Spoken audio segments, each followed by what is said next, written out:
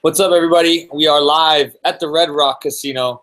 I am with UFC bantamweight Francisco Rivera. Fights this Saturday night against Jon Lineker. He's going up in weight. We were just saying, can you imagine if he didn't make weight? Back up here at 35, all he's been doing is missing weight at 125. But you think that's not going to happen? Yeah, definitely not. If it does, I think he knows he'll probably get cut from UFC. So he's coming out to bantamweight, and I'm going to be here Saturday to welcome to this division. When you got that call for this fight, I mean, what were your thoughts? Going to be a good scrap. You know, I know he likes to bang. I like to bang, so I definitely can see why a lot of people are talking about fight on night for this fight. Mm-hmm. Do you feel like, I mean, everybody talks about he's the hardest hitter at flyweight, but now he's coming up in your division where you're one of the hardest hitters now.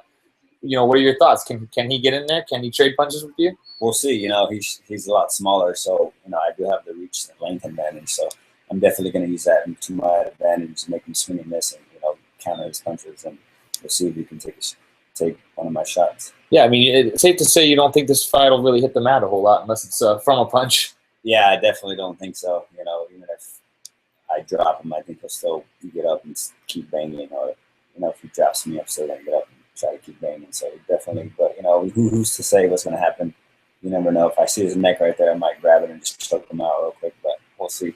You had some time off after the last fight. I know it was a disappointing end to – you were looking great out there against the fight against Uriah. So, you know, talk about that and just wanting to get back in there but having to wait a little bit, right? You forgot about the Caceres. Oh, that's right. I forgot about the big knockout, so fast, man. That was so fast. I forgot. It was too quick. Yeah, so, you know, I came off the win against Alex Caceres in June, so I was only. You had an injury after that, though, right? After, a little bit. After, did you hurt your hand? Yeah, no, I hurt my back, and before that fight, so I took some time off to heal up, and then got right back in there. But against Faber, you know, it's fortunate what happened. He poked me in the eye.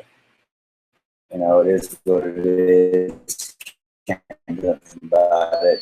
I asked for the dream match. Didn't happen, so moving on now. This is a great fight streak going against Jon Lineker.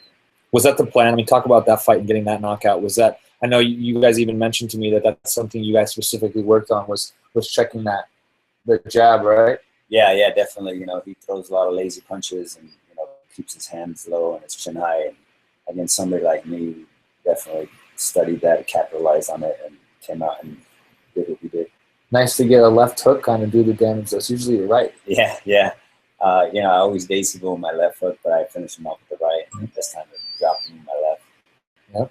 Yeah. Well, talk about, you know, where you want to go moving forward now. You know, you were really climbing there on a big win streak. You had that disappointing little loss. Now you're right back here with a win and moving forward, getting a win here. Where does that put you? Yeah, I mean, who knows? The bantamweight is wide open right now, and a lot of guys are hurt. Dominic Cruz, Rafael Samsa, Uriah Faber's not going to fight Dillashaw. So, you know, it's open, you know, and I know that if I win impressively, you know, they want TJ to fight. He needs to fight somebody. So, you know, I'm willing to step in there and fight against him and, you know, get that opportunity to get that belt. Mm-hmm. I mean, that's the goal, obviously. I mean, where do you feel like realistically then that you would be, you know, a convincing win here puts you in that hunt a little bit, or you feel like another, you know, win might be necessary? Yeah, you know, I always go out for the win. You know, if I have a fight booked and getting that win, and then after the win, we talk about what's next. You know, definitely that's the goal, is getting that belt. That's the dream of mine. You know, I feel like I have a huge chance in this division to fight for the belt, and let alone get it, you know, in good fashion, knocking somebody out for it. Cool. And you know, you always like to eat steak after weigh.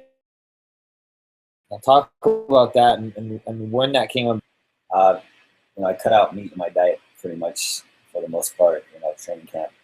And I just feel like a good bloody steak feeds the muscles, feeds that, you know, gets you that man strength back. And it's been working, you know, I've always done it. It doesn't really mess with my stomach. I don't eat like too much of it, you know, I just eat, you know, enough to satisfy myself, and then, you know, that's it. I just eat it after weigh-ins a little bit, and then I don't just eat steak all day. But definitely tradition. I definitely don't care what people say, what kind of food you eat after.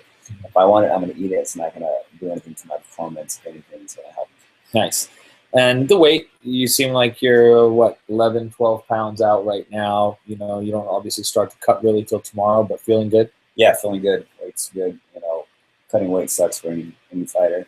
So no matter how you see it, it is what it is. Just gotta suck it and do it. Weigh in, fight Saturday. You have it. Anything else you want to say? That's it. Francisco Rivera. Check him out the prelims, Fox Sports 1 this Saturday night.